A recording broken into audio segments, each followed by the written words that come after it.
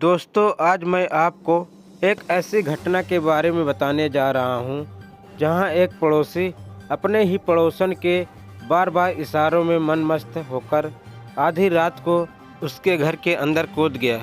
उसके बाद जो हुआ आप देख। दोस्तों, यूपी कराई इंडिया में आपका स्वागत है। दोस्तों, इस कहानी के बारे में बताते हैं। ये कहानी है बिहार के बेगूसराय ज़िले की एक गांव की। यहाँ की रहने वाली 28 वर्ष सुमन अपने 30 वर्ष पड़ोसी दीनानाथ गठबंधन और मजबूत शरीर की दीवानी थी। वह उसे अंदर ही अंदर दिलो जान से चाहती थी, मगर घर से बाहर न जाने के चलते वह उसे मिल नहीं पाती थी और मन मार कर रही थी।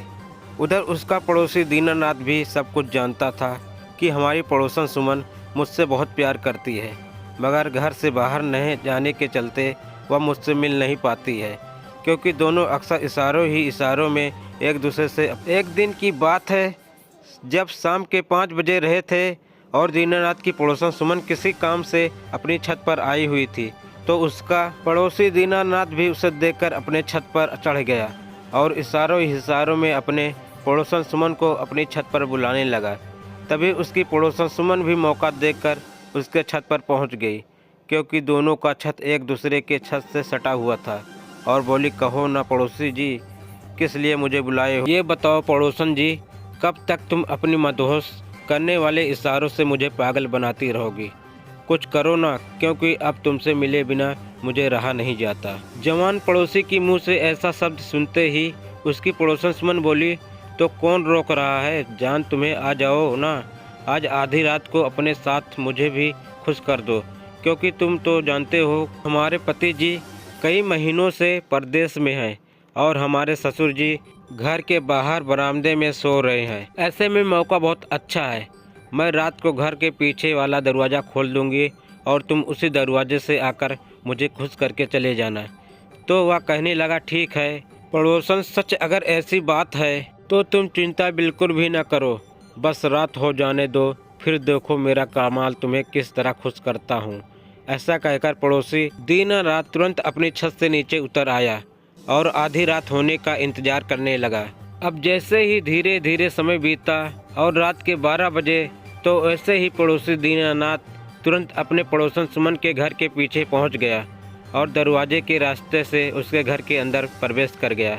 अब जैसे ही पड़ोसी दीनानाथ अपने पड़ोसन सुमन के घर के अंदर प्रवेश किया, तो ऐसे ही मौके की नज़ाकत को समझते हुए उसकी पड़ोसन सुमन उससे चुपके से अपने बेडरूम के अंदर बुला लिया और बेडरूम का दरवाज़ा बंद करके उसके साथ अपनी शारीरिक इच्छाओं को पूरा करने लगी।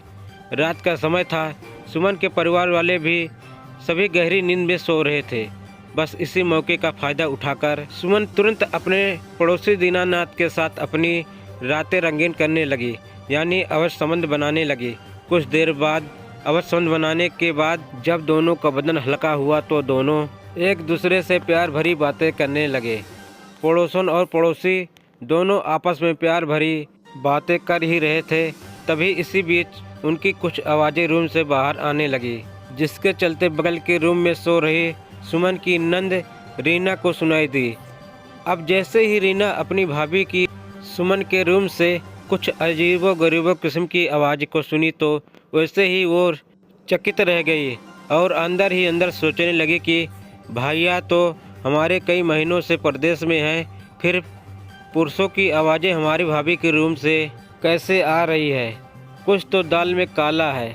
ऐसा सोचकर सुमन की नंद रीना सुमन के कमरे के पास पहुंच गई और खिड़की के हाल से झांककर अंदर का नज़ारा देखने लगी।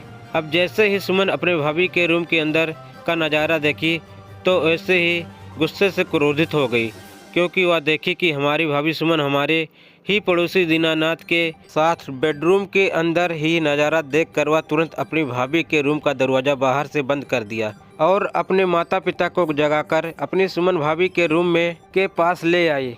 फिर क्या था, सुमन के साथ ससुर ने सुमन को अपने पड़ोसी दीनानाथ के साथ रंगे हाथ एक साथ बेडरूम के अंदर पकड़ लिया, जिसके बाद सुमन और पड़ोसी दीनानाथ दोनों को जमकर मार लगाई और मारपीट कर पड़ोसी दीनानाथ को रातों ही रात पुलिस के हवाले कर दिया और वही बहू सुमन को 7 वार देते हुए घर के अंदर रहने की सलाह दी। तो देखा दोस्तों, आपने आजकल समाज में ऐसी घटनाएं अक्सर ज़्यादा मज़ा लेने के चक्कर में घट रही है।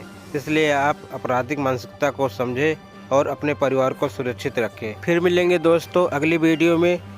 तब तक के लिए जय हिंद, वंदे मातरम।